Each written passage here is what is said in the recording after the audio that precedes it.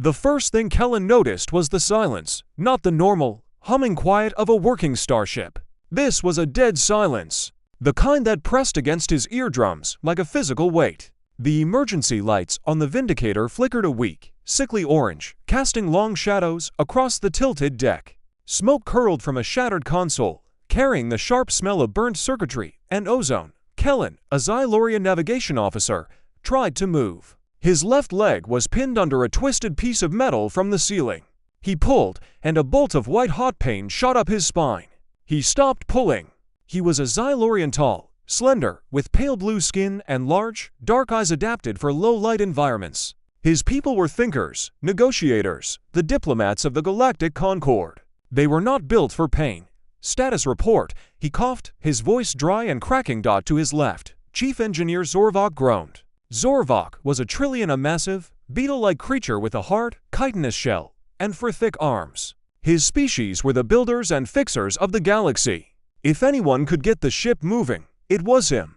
But even Zorvok looked broken. One of his secondary arms hung at a strange angle. The core is offline. Zorvok clicked, his mandibles struggling to form galactic common. We were hit by a quantum filament, uncharted, ripped through our FTL drive and main power like paper. We're running on emergency batteries. 60% hull integrity. Life support. Maybe 48 hours. Kellen closed his eyes. 48 hours. They were in a sector of space, so remote that the nearest Concord patrol was 3 weeks away at maximum warp. No one knew they were here. The Vindicator wasn't a military vessel. It was a scientific survey ship. Their mission was to map gravitational anomalies near the galactic rim. A peaceful mission. A safe mission. Distress signal. Kellen asked, already knowing the answer. Sent it, Zorvok said. But we're beyond the relay network. The signal will take 6 hours to reach the nearest listening post. Another 6 for any response to reach us if they even have a ship to send. And if that ship has a long-range FTL drive. And if they find us before our air runs out. That was a lot of ifs. Kellen finally managed to free his leg. It was bruised, probably fractured, but not broken. He limped to the main viewport. What he saw made his stomach drop. Outside, there was nothing. No stars, no nebulous. Just a deep, endless blackness punctuated by the faint, cold light of a dying red dwarf star. They were adrift in a stellar graveyard. Then he saw the second thing that made his heart stop. A shape, massive, angular. It was moving toward them. Not fast, but with a purposeful, predatory grace. It was a ship. And it was not Concord, unknown vessel. Kellen whispered.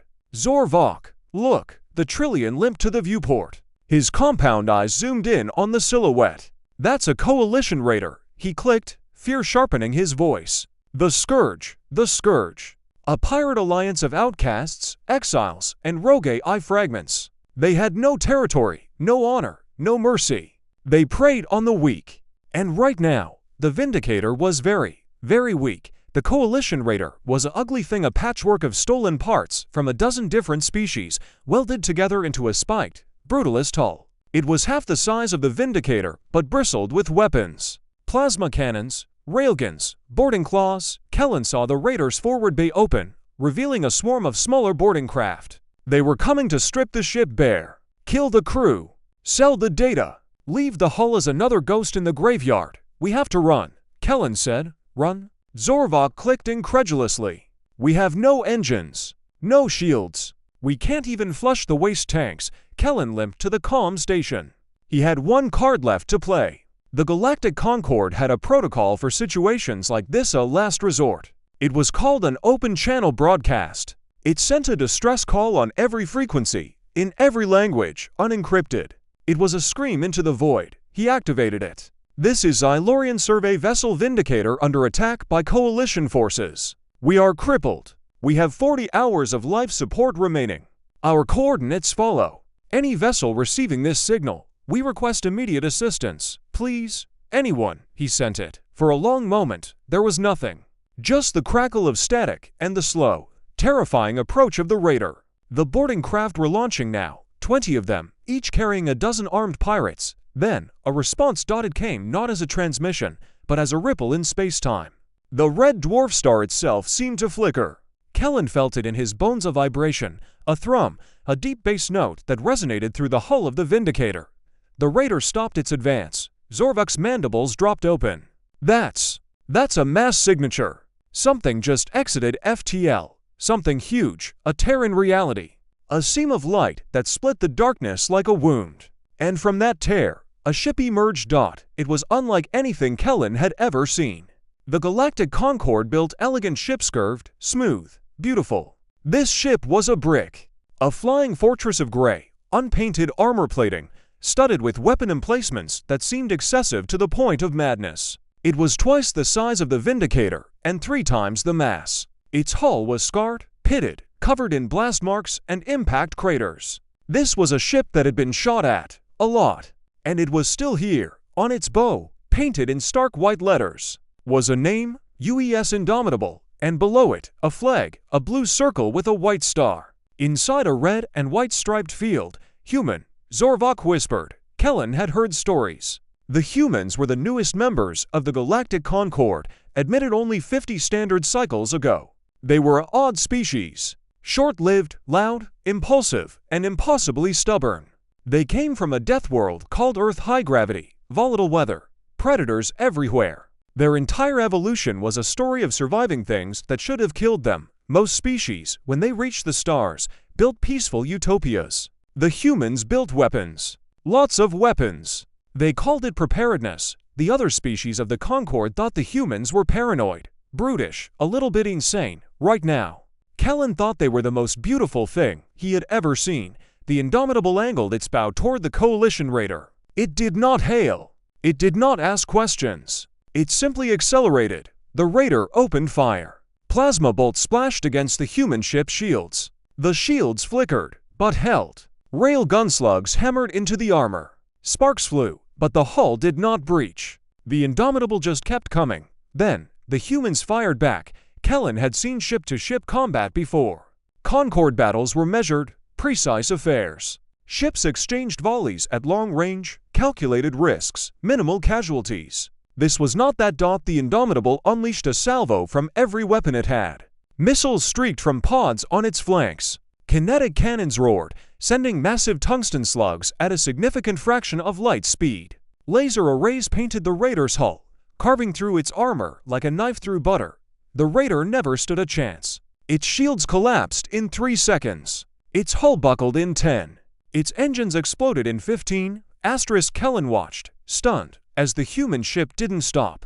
It plowed through the debris cloud, firing at the escaping boarding craft. Each shot was surgical. Each explosion was final. Within 60 seconds, the entire Coalition force was space dust. Then, the Indomitable turned toward the Vindicator. Its running lights blazed to life, a warm, welcoming yellow. A comm channel opened. A voice came through. Human, female, comm. Xylorian vessel Vindicator. This is Captain Alara Vance of the UES Indomitable. We received your distress call. Sorry for the delay, we were on the other side of the sector. We've neutralized the hostile force. Do you require assistance? Kellen looked at Zorvok. The Trillion was shaking his head in disbelief. Delay? Kellen repeated. They came from the other side of the sector. In less than 6 hours. That's impossible. Not for them. Zorvok clicked slowly. Not for humans. Kellen keyed the comm. Indomitable. This is Navigation Officer Kellen of the Vindicator. Our FTL drive is destroyed. Our main power is offline. Life support failing. We have injured crew. We accept your assistance. Thank you. A pause. Then Captain Vance's voice again, softer this time. Hold tight, Vindicator. We're sending over a repair team and medical supplies. We'll have you patched up and on your way in no time. Kellen wanted to believe her. But his people, the Xylorians, had a saying, hope is the first step on the road to disappointment. He watched as a shuttle launched from the Indomitable's bay. It was a boxy, utilitarian thing, painted the same battle-scarred gray. It docked with the Vindicator's emergency airlock. The hatch opened. A human stepped through. He was shorter than Kellen expected, with broad shoulders and a face that looked like it had been put through a rock tumbler. His name was Lieutenant Marcus Webb, and he was the Indomitable's chief engineer. Behind him came a team of 6 other humans, carrying toolkits, medkits, and power cells. Webb looked around the Vindicator's bridge. He saw the smoke, the twisted metal, the flickering lights. He didn't look scared. He looked bored. Like this was a Tuesday, all right, Webb said, clapping his hands together. Let's see what we've got. Zorvok led him to the engine room. Kellen followed, limping. The human engineer examined the shattered FTL drive. He ran a scanner over it. He grunted. Quantum filament. Huh. Nasty stuff. Ripped your gravitic manifold clean in half. Can it be repaired? Zorvok asked, his voice tight. Webb scratched his chin. Repaired? No, this thing is junk. Zorvok's antennae drooped. But I can replace it, Webb signaled to his team. Two humans carried a large metallic cylinder through the airlock. It was clearly human-made, all sharp angles and exposed wiring. This is a Mark 7 field modulator. It's not a perfect fit for your ship, but I can make it work. That's a human FTL component, Zorvok stammered. It won't interface with Xylorian systems. The power tolerances are different. The data protocols are already rewrote the protocols, Webb interrupted. And I brought a power converter. Standard issue. We keep a box of them for situations like this, Kellen stared. You carry spare parts for other species ships. Webb shrugged. We carry spare parts for everything. You never know what you're gonna find out here. The humans got to work. They moved fast. Not rushed, but efficient. Every movement had a purpose. Every tool had a place. Within 4 hours, half the time Zorvok would have needed the Mark 7 modulator was installed. The power converter hummed to life. The emergency lights stopped flickering. The main lights came on. Life support was back online. On the bridge, Captain Alara Vance had arrived via shuttle.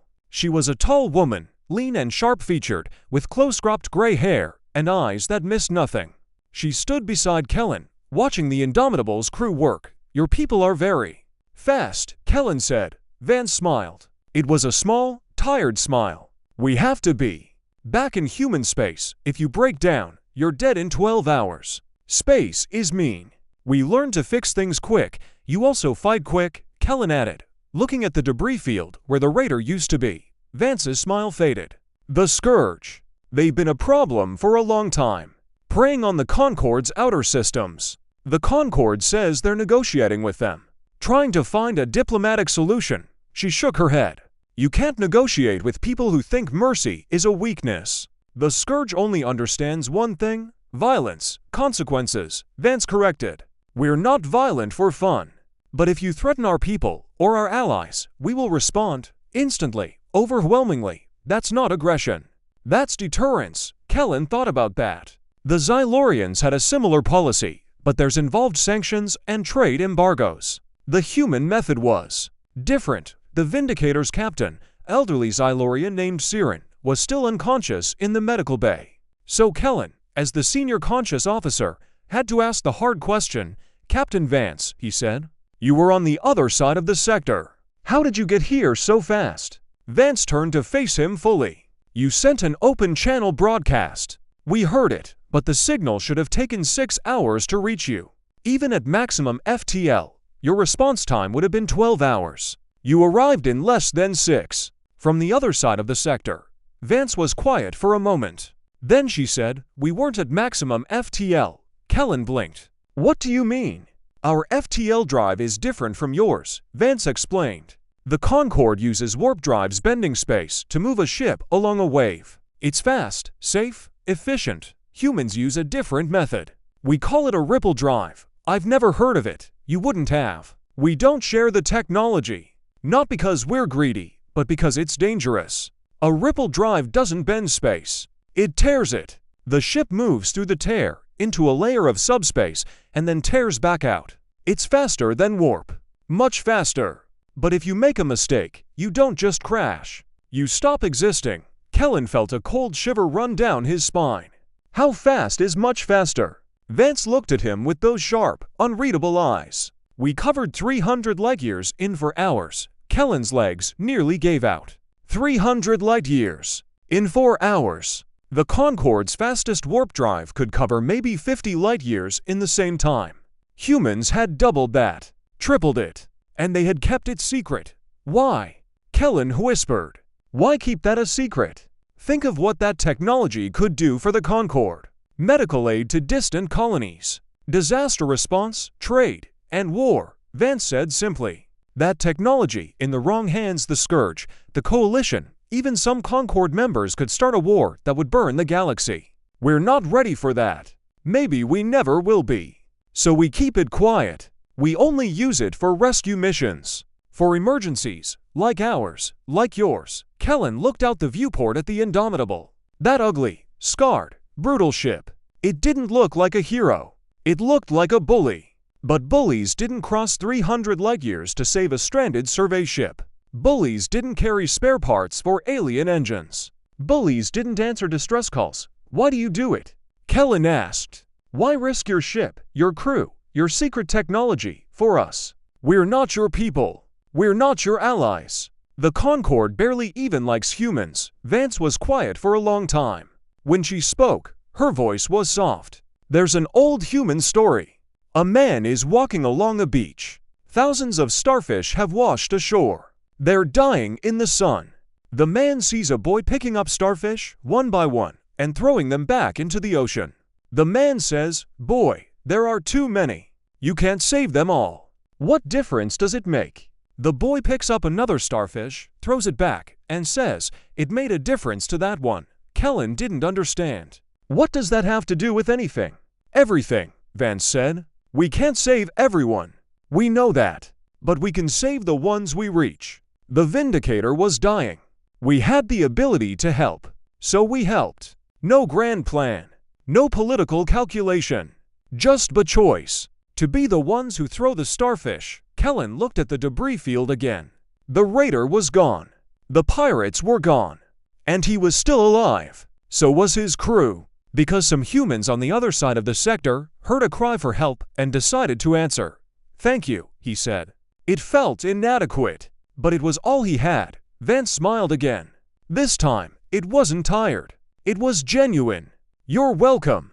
Now, let's get your ship fully operational. Zorvok says the power grid needs recalibrating. Webb has already started. And my medical officer, Dr. Chen, wants to look at your leg. My leg is fine. It's not. You're limping. And humans have a saying about that too." "What saying?" "Walk it off. But we also have doctors. So you're going to see Dr. Chen." Kellen found himself smiling. It was a strange feeling. Xylorians didn't smile much. But something about these humans, their bluntness, their competence, their strange kindness made him want to try. The repair work continued through the night, or what passed for night on a ship with no day-night cycle. By the time the Vindicator systems were fully restored, Kellen had learned a lot about humans. He learned they were impatient. They fixed things fast because waiting made them anxious. He learned they were sentimental. Lieutenant Webb had a small photo of a human child tucked into the lining of his toolkit. His daughter, he said. She was 8 years old and wanted to be a xenobotanist. He learned they were arrogant. Captain Vance genuinely believed that humans could do anything they set their minds to. Not because they were special, but because they refused to believe otherwise. He learned they were afraid. Not of death, exactly, but of failing, of being helpless, of watching someone die when they could have done something. And he learned they were, above all else, stubborn. "We're done," Webb announced, wiping grease off his hands. "Your FTL drive is operational. Power grid is stable. Life support is back to full capacity. You're good to go." Captain Siren had woken up. He was weak but coherent. He stood on the bridge, leaning on Kellen for support, and faced Captain Vance. "We owe you a debt," Siren said, his voice a thin whisper. "The Concord will hear of this. Your actions today will not be forgotten." Vance shook her head. "No debt. We did what anyone would do." "Not anyone," Siren said. "Only humans." There was an awkward silence. Then Vance clapped her hands together. "Right. We should get going.